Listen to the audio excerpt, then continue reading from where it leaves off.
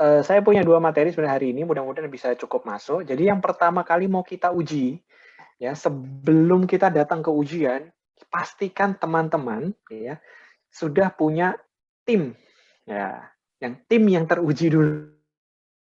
Baru kemudian tim tersebut nanti melakukan proses pengujian terhadap ide-ide bisnisnya. Nah, ini yang pertama, kita akan menguji tim desain teman-teman. Ya. Nah, materinya seperti apa? Nah, ini dia teman-teman. Jadi pada dasarnya yang teman-teman ini refleksi ya, bahwa startup itu harus mempersiapkan progress plan. Ya, sama kalau teman-teman yang inkubasi, itu mereka ada yang namanya progress commitment dan juga progress monef. Jadi harus mempersiapkan progress plan. Nah, yang mana sebenarnya progress plan ini itu harus ada pada saat teman-teman setelah menyelesaikan membuat BMC. Artinya teman-teman mau milestone bisnisnya seperti apa. Kan seperti itu. Nah, dari milestone bisnis tersebut, nanti teman-teman baru kemudian bisa melihat perjalanan teman-teman. Yang suka jadi problem, nah ini saya tulis di bawah sini, ya. Kebanyakan para entrepreneur ya dan inovator itu mengeksekut idenya itu prematur. Prematur. Artinya, wes keendang ke susu, pengen segera mengimplementasikan apa yang ada di kepala. Gitu. Nah, udah bikin presentasi bagus, presentasi bisnis, sudah pitching kemana-mana gitu ya, pitching kemana-mana bagus. Terus kemudian sudah bikin spreadsheet, wah udah bikin hitung-hitungan kalkulasi dengan Excel yang keren-keren gitu ya, yang bisnisnya dibuat setiap tahun itu parameternya profit atau growth 5-20% setiap tahun gitu ya, kan bagus banget itu. Gitu, dan juga teman-teman sudah bikin bisnis plan yang pasti tidak mungkin rugi. Ya, saya nggak tahu apakah teman-teman kemarin waktu membuat bisnis plan, teman juga merencanakan kerugian. Nah, itu dia. Ya, merencanakan kerugian dalam bisnis. Nah, kenapa? Karena proses validasi ini sangat penting untuk memastikan bahwa teman-teman tidak berhalusinasi. Nah, tidak berhalusinasi. Itulah peran validasi, eksperimen, dan pengujian. Kenapa? Semuanya teman-teman bayangkan indah sekali, bagus sekali, gitu ya. Nih, idenya keren banget idenya. Tapi ternyata begitu mau mencoba pengujian, wah kayak benang pundet. Kepentok sana, kepentok sini. Oh, katanya interview dari customer, oh bagus, bagus, bagus, bagus. Begitu coba tawarkan mau beli nggak? Nanti dulu ya. Nah, itu benang pundet. Gitu kan? Sampai kemudian ready untuk di-execute. Baru jadi sebuah bisnis, teman-teman. Gitu, ya. Nah, tahapan ini kita akan fokus di sini, teman-teman, di 2 ini. Ya. Yang pertama, sebenarnya saya mau ajak itu tahapan ini dulu, discovery-nya dulu. Jadi sesi pertemuan ini itu discovery. Jadi memastikan teman-teman itu sudah berada di jalur yang benar ketika akan memulai proses ini. Ya, memulai proses ini. Baru nanti mungkin IGA berikutnya akan masuk ke validasi, berbagai macam jenis pengujian. Sekarang tujuannya teman-teman yang paling penting apa? Bicara validasi, ini sebenarnya yang harus dituju teman-teman. Ya. Mengurangi potensi risiko ketidakpastian. Itu tujuannya validasi. Ya. Nah, dari sini teman-teman nanti bisa lihat kan teman-teman sudah sebelumnya sudah punya ide, sudah bikin bisnis model, sudah bikin VPC, ya targetnya cuan, betul nggak? Targetnya kan cuan. Tapi pertanyaannya kan ada yang suka bilang ternyata bisnis itu tidak semudah membalikkan tangan. Yes, betul. Karena ternyata ini teman-teman nih, ini tuh baru di sini, baru di bisnis design. Nah, maka kemudian sekarang tahapannya di sini, teman-teman. Ya, bagaimana teman-teman menguji asumsi yang teman-teman tuh dapatkan dari sini nih yang indah-indah ini, diuji, ya, di eksperimen dan nanti teman-teman pelajari hasil feedback-nya dari proses pengujian seperti apa. Baru teman-teman nanti menentukan, decide. Decide mau apa? Mau pivot, ya, atau mau continue, lanjut, atau mau kill the business. Gitu. Nah, ini yang nanti dalam beberapa IGA ke depan teman-teman jadi punya tahu, oh saya akan menentukan lanjut nggak, pivot nggak, ataupun ya udah bubar. Itu kayak Mas Nanda itu senyum-senyum karena sudah melihat. Bahkan saya kasih tahu, startup yang sudah diinjek, startup kita ya, startup Ibisma ya, yang udah diinjek sampai 1,5 miliar pun teman-teman, 1,5 miliar ya, itu pun dengan sangat terpaksa harus bunuh diri. Itu ada startup kita. Bisnisnya ditutup. Ada yang kemudian, ini startup A gitu ya. Ini ada lagi startup B, ini beda startup lagi. Sudah diinjek 1,5 miliar sekalipun, ya, melalui PPBT, akhirnya dia harus pivot bisnisnya. Itu ada, teman-teman. Ada. Makanya duit itu bukan segalanya. Ya, duit itu hanya alat bantu untuk merealisasi plan. Ya, modal itu hanya alat bantu, tapi bagaimana proses teman-teman melewati perjalanan ini, itu yang penting, memastikan di direction yang tepat dalam bisnis teman-teman. Gitu.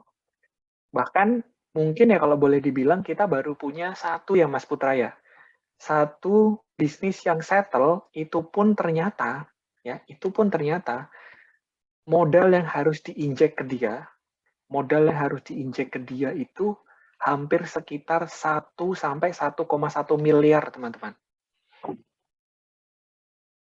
Ya Mas Putra ya, hampir 1 miliar ya. Dua kali PPBT, dua kali, nah itu. 1 miliar itu baru settle, teman-teman. Makanya kalau dalam membangun bisnis, ya, teman-teman tidak serius dalam setiap tahapannya untuk berreview dan memastikan feedback-nya, dan juga belajar dari feedback tersebut, teman-teman akan buang-buang duit. Teman-teman cuma buang-buang duit. Kecuali kalau uang teman-teman tidak berseri, no problem lah ya. Kalau duitnya tidak berseri gitu ya. Kayak Rafathar itu begitu lahir ceprot aja, udah dibanjiri miliaran dia. Uangnya nggak berseri itu, Pak. Nah, kayak gitu. Nah, tapi karena saya yakin uang teman-teman itu masih terbatas gitu ya. Nah, ini penting. Oke, sekarang berikutnya teman-teman. Ini, kita masuk ke sini. Kalau tadi bisnis design, sekarang kita masuk ke sini. Ya. Tadi ada 3 tahap yang teman-teman perlu perhatikan. Memastikan hipotesis kunci atau asumsi teman-teman yang sebelumnya sudah tuangkan ke bisnis design, melakukan eksperimen, baru nanti teman-teman dapat insight. Nah, insight ini itu sebenarnya dibagi jadi 3. Kalau teman-teman masih ingat dengan BMC, ini kan BMC teman-teman. Sebenarnya BMC ini nggak cuma bicara sebagai kanvas doang, tapi ini sebagai apa? Ini sebagai risk map teman-teman, peta risiko sebenarnya. Ini peta risiko dalam sebuah bisnis. Ya, yang di sisi sebelah kanan, ini nih, sisi sebelah kanan. Ini akan bicara mengenai apa? Desirability risk, risiko keinginan customer. Jangan-jangan ternyata apa yang teman-teman tawarkan oleh customer, dia sama sekali tidak merespon pengen beli misalnya. Nggak tertarik, belas. Sudah pakai strategi ini itu, pakai channel ini itu, ya, pakai customer relationship dengan cara ini itu, ternyata customer sama sekali tidak beli. Terus kemudian berikut ada risiko visibility. Ini sebelah kiri teman-teman. Ya, risiko visibility. Ini kan kalau teman-teman masih ingat, ini adalah apa aja nih? Key activities, key resources, dan key partners. Gitu kan? Nah, visible apa enggak? Teman-teman bisa memastikan infrastruktur ini infrastruktur, ya, itu benar-benar terrealisasi. Makanya saya selalu bilang bagi teman-teman pebisnis pemula, idenya nggak perlu daki-daki nih di sebelah kanan ini, apa istilahnya daki ya. Impiannya itu tidak perlu terlalu melangit kalau ternyata tidak mampu diimbangi oleh mempersiapkan infrastruktur di sebelah kiri yang memadai. Itu kalau peribahasanya Bu Rinita itu bagaikan pungguk merindukan bulan. Benar Kak Bu Rin ya? Ada Kak Bu Rin tadi mana? Saya sempat lihat Bu Rinita di sini. Oh, Ada, Pak, ada. Oh, ada. Jadi teman-teman bikin strategi yang luar biasa di sini nih di BMC sebelah kanan, tapi ternyata infrastrukturnya sama sekali nggak ada yang di tangan. Itu sama aja kayak bagai pungguk merindukan bulan. Itu resiko yang kedua. Ya. Sekarang resiko yang ketiga adalah viability. Ini yang paling penting buat teman-teman dalam sebuah bisnis. Cuan. Benar nggak semua yang ada di sini, ini kelompok pertama, ini kelompok kedua, menghasilkan ini positif, dikurangi negatif, masih cuan. Ya. Bahkan, saya kasih tahu teman-teman, tantangan startup itu, bahkan sekelas Gojek sekalipun, ya, sekelas Gojek sampai saat ini belum bisa positif di laporan keuangannya. Padahal teman-teman tahu valuasinya triliunan, tapi laporan keuangannya belum bisa positif. Di sini masih lebih banyak minusnya dibanding positifnya. Untuk yang digital. Ya, jadi kalau ada teman-teman yang startup digital, teman-teman pasti kayak misalnya di sini ada nggak Codakarta? Nah, ya, gampang banget ya Codakarta untuk mengeluarkan expand kan, tapi ketika untuk menarik revenue itu penuh perjuangan. Sama seperti itu. Nah, bagi teman-teman yang berbasis produk, ya startup berbasis produk, bersyukurlah kalian. Karena biasanya semua expense itu sudah dimasukkan ke dalam harga pokok produksi. Tinggal teman-teman memastikan barangnya terjual. Itu, ya. Ini risiko yang ketiga. Makanya dalam startup itu ada istilah MVP, teman-teman. MVP adalah most viable product. Ini, V-nya itu viable. Artinya, kalau teman-teman mau startup teman-teman berada pada posisi MVP, syaratnya apa? Syaratnya ini berarti harus punya revenue dulu baru disebut viable.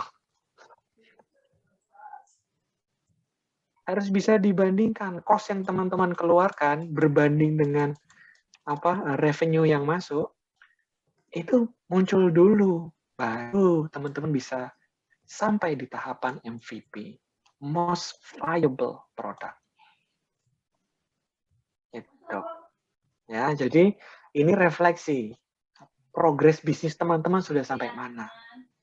Bagi teman-teman yang pernah inkubasi, teruslah semangat karena perjalanan ini ternyata panjang, teman-teman. Ya. Kita merefleksi sampai tahapan ini. Ya. Sampai tahapan sudah sampai MVP atau belum? Oke. Ya. Sekarang saya akan mulai perjalanan refleksi kita pada hari ini. Oke, ini bukan pijat refleksi tapi teman-teman, tapi siapkan jantung teman-teman, karena teman-teman akan melihat ke samping kanan, samping kiri teman-teman, apakah teman saya yang selama ini mendampingi sebagai co-founder sudah benar-benar satu hati sama saya sebagai founder. Iya, ini dia. Jadi teman-teman, ini proses validasi pertama. Ya, saya harap teman-teman bisa saling melihat diri. Jadi gini, startup yang bagus itu tergantung bukan teknologinya. Startup yang bagus bukan tergantung kekuatan duit, tidak. Tapi startup yang bagus itu tergantung orang yang ada di dalamnya. Bahkan hipotesa ini dipakai oleh para venture capital. Ya, ketika dia mau menginvest ke sebuah startup, yang dia lihat pertama kali adalah siapa orangnya. Oke. Experience-nya dia apa saja. Sukses nggak dengan pengalaman dia selama ini. Ini modal terbesar dalam sebuah startup. Jadi pastikan Ya, yuk coba lihat lagi. Di dalam tim teman-teman, punya nggak skill set wajib ini teman-teman? Ini skill set, yaitu apa saja yang harus ada di dalam sebuah bisnis teman-teman. Apalagi kita mau nguji. Ya, ini teman-teman harus memastikan. Pertama, ya ini paling simpel. Di dalam tim teman-teman itu ada yang cross function. Cross function. Apa aja function? Minimal kemampuan desain, ya, kemampuan bikin produk, dan kemampuan engineering. Ada nggak di teman-teman? Di tim teman-teman. Nah, ini yang paling bertanggung jawab untuk mereview ini adalah CEO-nya, karena dia memimpin tim. Ya, pastikan di dalam tim teman-teman punya 3 ini. Ya, desain atau hipsters, pembuat produk atau hackers, dan engineering. Ya. Terus, makanya ini ada 3. Ya, ini 1, ini 2, ini 3. Ini wajib. Minimum banget. Berlaku baik untuk yang startup berbasis digital maupun startup berbasis produk non-digital. Sama saja. Karena ini cross function. Ya. Terus yang kedua, kalau teman-teman sudah memastikan, ya, salah satu di dalam tim tersebut sudah punya minimal ini. Kalaupun ternyata tidak ada, teman-teman harus memastikan missing skill set-nya itu juga teman-teman cari, teman-teman. Nah, ini beberapa yang biasanya suka dicari. Makanya kalau teman-teman lihat lowongan pekerjaan LinkedIn ya, LinkedIn LinkedIn itu startup itu rata-rata mencari areanya begini-begini teman-teman. Karena ini diperlukan di tahap awal, ya, desain, produk, teknologi. Ini di sini kan, ini tadi nih. Tapi ada, ya, cari hustler, sales, marketing, gitu. Research juga hustler loh, jangan salah teman-teman. Yang bertugas untuk melakukan business research itu adalah hustler. Ya, dan finance, ini hustler. Dan ini adalah compliance. Nah, jadi bagi teman-teman nanti, terutama yang inkubasi, ya, kalau mau melengkapi tim, skill set-nya minimal ini. Makanya di dalam program inkubasi kita, ya, inkubasi kita juga minimal ini programnya. Supaya teman-teman bisa settle. Terus kemudian teman-teman, ya ini lagi. Pastikan ya, teman-teman, timnya dan seluruh anggota tim punya pengalaman entrepreneur. Ketika mau meng-hire mereka masuk sebagai co-founder atau tim, pastikan mereka punya entrepreneur experience. Itu penting, teman-teman. Kalau enggak, itu akan jadi kerjaannya CEO ya untuk mendidik mereka punya spirit dan semangat wirausaha. Kalau enggak itu PR berat, teman-teman. Jamin. Ya. Atau kalaupun ternyata akhirnya sudah terbentuk tim, ya sudah terbentuk tim, dan ternyata entrepreneur experience-nya kurang, ya, CEO harus kemudian berperhatian untuk semua teman-teman di istilahnya itu ya, selalu di alignment ya. Yuk kita bangun bersama, yuk kita bareng-bareng, spiritnya sama, mindsetnya sama, ya, itu kata kuncinya. Dan terakhir adalah diversity. Karena gini teman-teman, diversity ini penting bagi sebuah startup. Ya,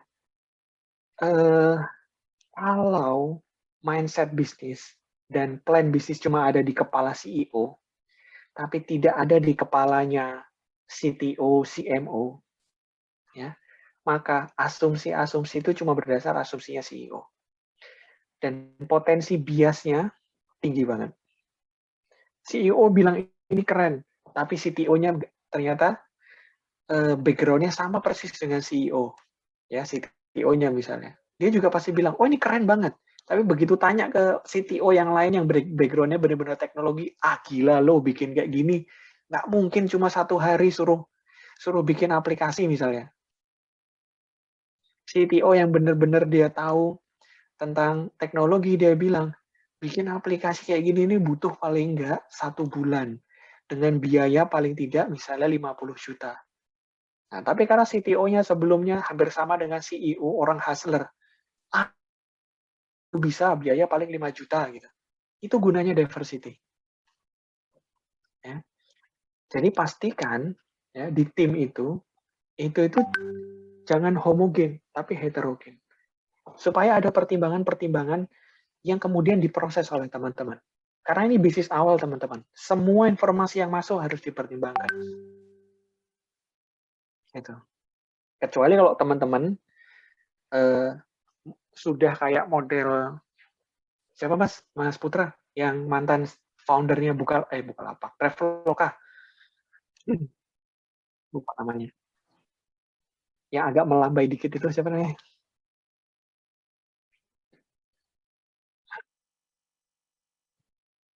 Masih ingat nggak? Kok Traveloka? Lupa, Pak, lupa. Tiket.com. Kok tiket.com? Apa sih? Ya tiket, Pak. Tiket kalau nggak salah, tiket. Tiket ya? Tiket. Nah, dia itu sudah declare bahwa dia itu akan melahirkan banyak startup dari satu startup ke startup lain. Jadi dia kalau sudah kira-kira dia pegang startup itu 10 tahun dia exit. Ya, 5 tahun lah, 5 tahun dia exit, dia bikin startup baru lagi. Nah, kalau kayak gini kan berarti dia ketika mulai itu sebenarnya sudah punya skill. Karena startupnya itu udah exit, udah dibeli perusahaan besar dengan valuasi yang besar. Tapi bagi teman-teman yang masih baru ya, masih umur 20-an, nah skill set itu kan belum punya gitu. Nah, maka mendengar masukan dari teman-teman yang fungsional lain itu penting. Oke, itu baru yang pertama. Memastikan skill set. Ya. Karena jangan sampai isinya hustler semua, tapi nggak ada yang bisa bikin produk. Isinya hacker semua, ada yang bisa jualan. Ya bisnisnya nggak punya revenue. Ya. Oke, sekarang lanjut. Nah, ini dia. Ini saya sampaikan pentingnya CEO. Kenapa? Karena CEO harus berperan untuk menanamkan behavior ini di dalam tim. Artinya apa? Tim ketika membuat sebuah diskusi dan strategi, semuanya harus pakai data. Ya. Jangan pakai asumsi. Assumptions, no. Tapi ngomong semua harus pakai data. Ya. Kebiasaan untuk menggunakan data ini penting. 2, datanya harus teruji. Artinya ketika nanti seluruh anggota tim mau mengusulkan sesuatu, coba diuji dulu. Jadi eksperimen driven. Meskipun skala kecil, misalnya ini, Pak saya mau usul. Ya, ini misalnya CMO-nya. Saya mau usul. Kita coba jualannya diarahkan ke segmen anak muda. Oke, anak muda umur 20 sampai 28 tahun. Oke, itu data kan. Nanti CEO-nya akan bilang, kira-kira memungkinkan untuk di sini perannya. Ketika mengusulkan sesuatu, pastikan eksperimen driven meskipun skalanya kecil. Oh Pak, sudah saya selesaikan. Sudah saya coba, saya survei ke 50 teman-teman saya. Ya, 50 teman-teman saya. Kira-kira kalau produknya seperti ini, saya tawarkan mereka beli apa tidak? Yes, itu eksperimen driven. Pastikan cara kerja semua anggota tim seperti itu. Ya, itu menjadi budaya kerja. Terus kemudian berikutnya adalah customer centric. Nah, ini yang selalu menggoda. Semua orang punya halusinasi di kepala kita, tapi tolong perhatikan halusinasinya customer. Itu selalu diingatkan lagi. Halusinasinya customer, keinginannya customer. Ya. Kemudian kalian harus apa? Punya cara kerja entrepreneur. Cara kerja entrepreneur beda banget dengan cara kerja karyawan, teman-teman. Jadi di tim inti teman-teman itu harus budayakan cara kerja entrepreneur. Bahkan ini joke aja. Ada yang tahu kepanjangan istilahnya CEO, teman-teman? Chief Executive Officer. Yes, itu jawaban untuk karyawan. Chief Tapi Everything kalau Officer. yes, that's right. Yang namanya mental entrepreneur, ternyata CEO itu adalah Chief Everything Officer. Ya, harus siap untuk melakukan segalanya. Kepala jadi kaki, kaki jadi kepala. Itu entrepreneur. Bergerak cepat, ya, dan memvalidasi juga dengan cepat. Kenapa? Karena dia harus mengambil keputusan dengan cepat. Saat itu juga, kalau perlu lakukan sendiri dulu. Baru nanti setelah ada bukti, baru bisa bicara sama anggota tim. That's entrepreneur. Gitu. Terus kemudian lakukan langkah yang iteratif. Iteratif itu berarti terstruktur. Ya, baru asumsi dipertanyakan. Nah, ini itu behavior yang saya rasa saya akan sangat butuh bantuan teman-teman yang sekarang berperan sebagai CEO, ya, untuk menemani teman-temannya, ya, untuk punya kebiasaan seperti ini. Nah, terutama bagi teman-teman yang startupnya digital, saya rasa teman-teman sudah baca, tahu, ya, tentang yang namanya agile methodology. Pernah dengar? Pernah. Agile methodology itu sebenarnya kan cara kerja. Ya. Cara kerja yang harus agile. Agile itu lincah. Lincah itu berarti apa? Cepat. Nah, teman-teman nggak akan bisa menerapkan agile methodology sebagai cara kerja kalau tidak punya behavior seperti ini. Gitu.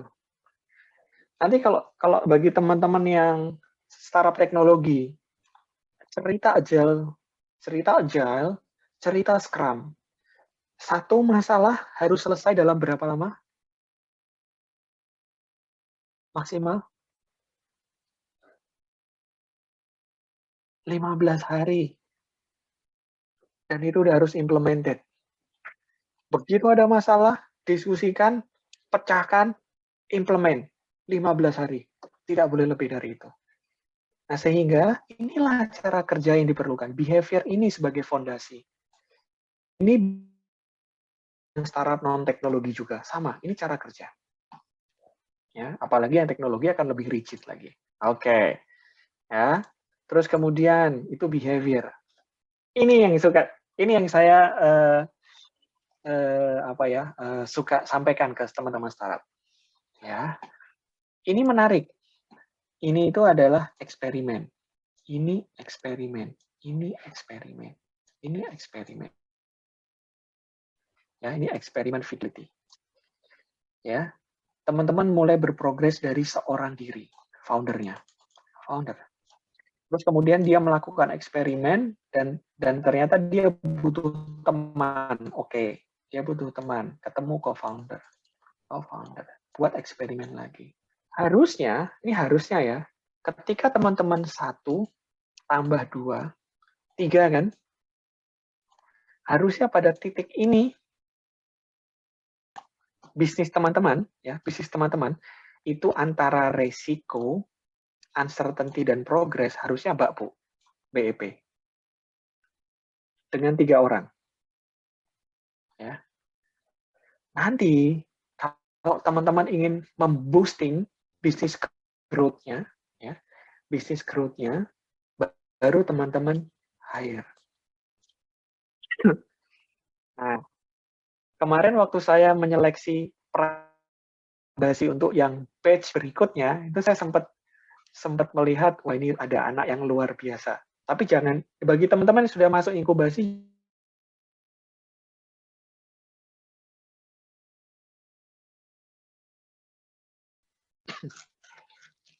oh oke. Tadi down. Sekarang udah terdengar lagi teman-teman? Sudah. Oke, baik. Maaf tadi sinyal down.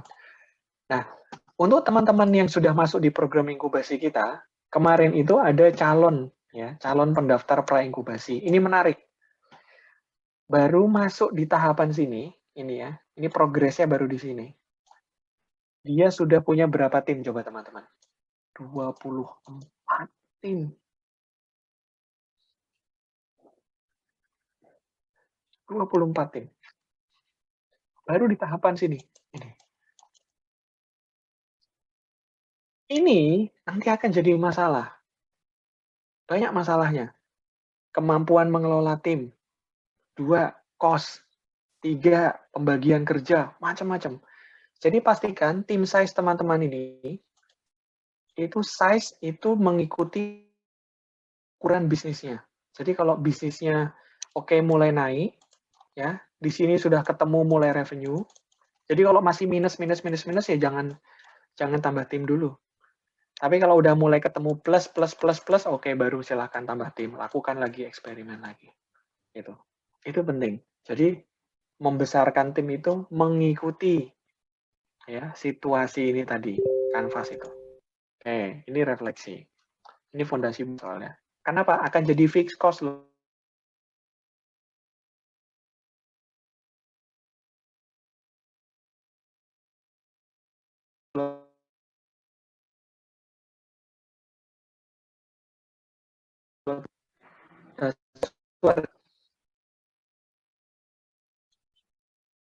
Sudah terdengar lagi ya tadi. Nah, Mas Putra, sore kedengar? Kedengeran Pak, tapi rada putus-putus. Oke, agak putus-putus ya. Nah, terus kemudian, jadi selain cerita membesarkan tim, ya, ini perlu diukur teman-teman. Ya jangan sampai ada istilahnya itu besar pasak daripada tiang. Ya, ini pasaknya, ini pasaknya. Ya, tiangnya itu adalah revenue. Ya, jangan sampai itu terjadi. Kalau enggak nanti teman-teman akan bisnisnya layu sebelum berkembang, mati sebelum hidup. Itu. Terus kemudian ini yang perlu ditanamkan environment. Nah, ini juga menjadi peran CEO. Ya, dan yang lain juga sama. Anggota tim itu memastikan situasi ini. Teman-teman harus punya semangat untuk dedikasi buat startup. Ya, karena ini suka jujur saja ya, saya ceritakan. Kita sebagai inkubator bisnis berbasis perguruan tinggi, ya, inkubator bisnis berbasis perguruan tinggi. Yang namanya melihat tim bubar itu seringnya luar biasa. Ya, itu seringnya luar biasa. Bahkan kalau boleh dibilang 95% startup kita yang berasal dari IBISMA, karena karakter inputnya adalah mahasiswa kan, tim bubar itu 95%. Kenapa? Karena nggak punya dedikasi. Setelah lulus kalah sama perintah orang tua suruh cari kerja. Betul nggak?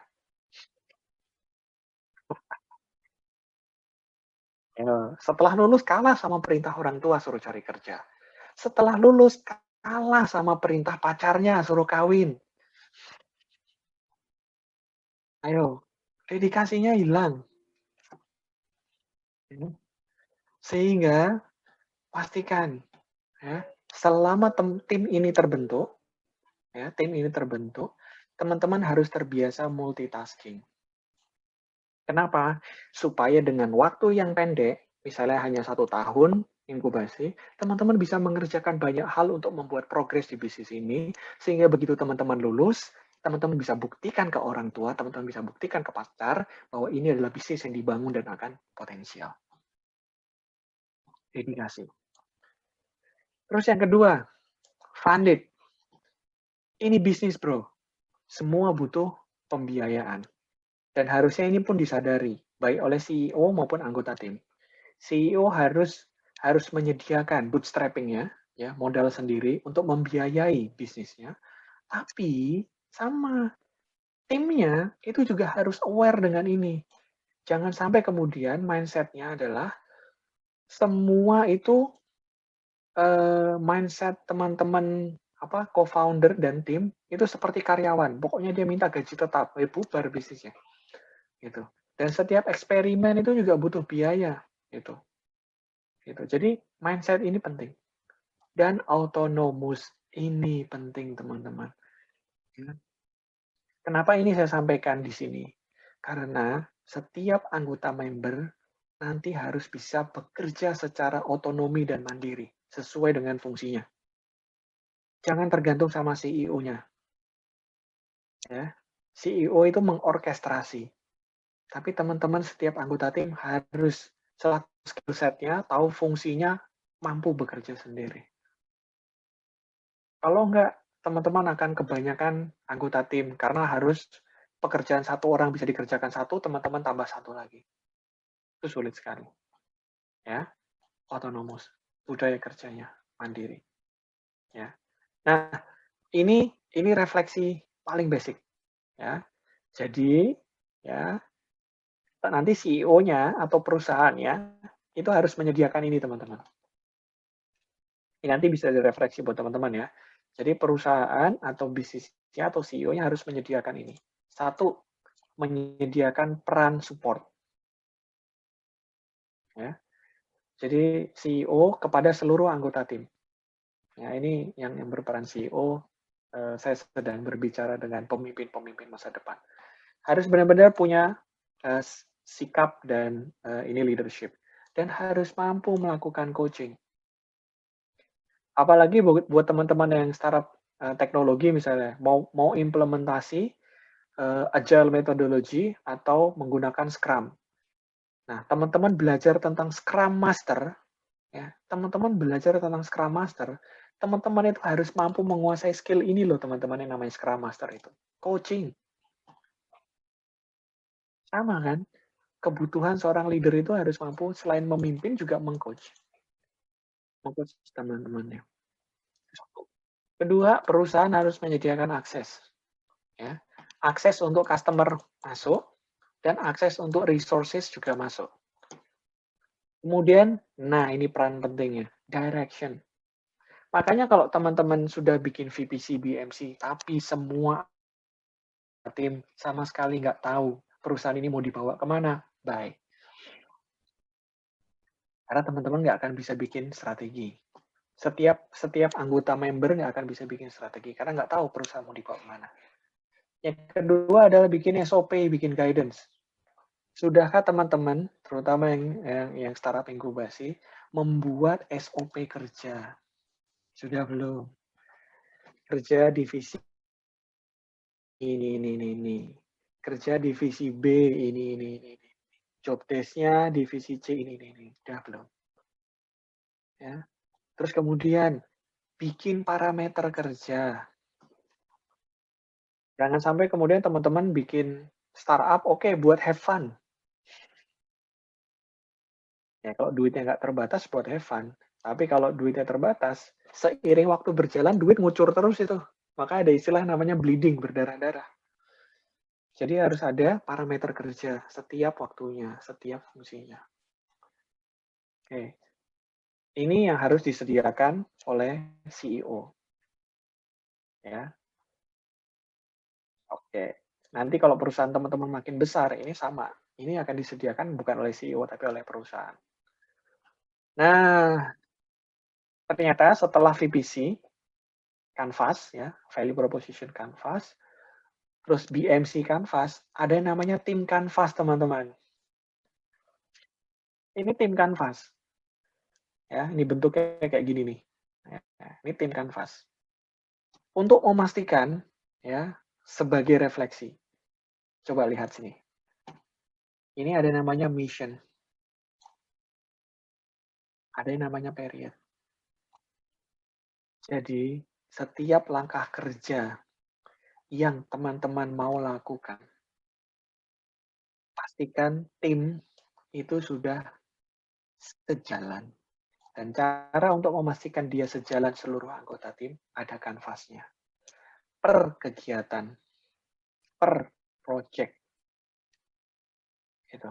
Ya, ini contohnya misalnya. Misinya adalah project A. Ya, periodnya adalah 1 bulan. Kan bisa gitu. Terus kemudian, nah ini dia analisanya. Iya. Ini ya.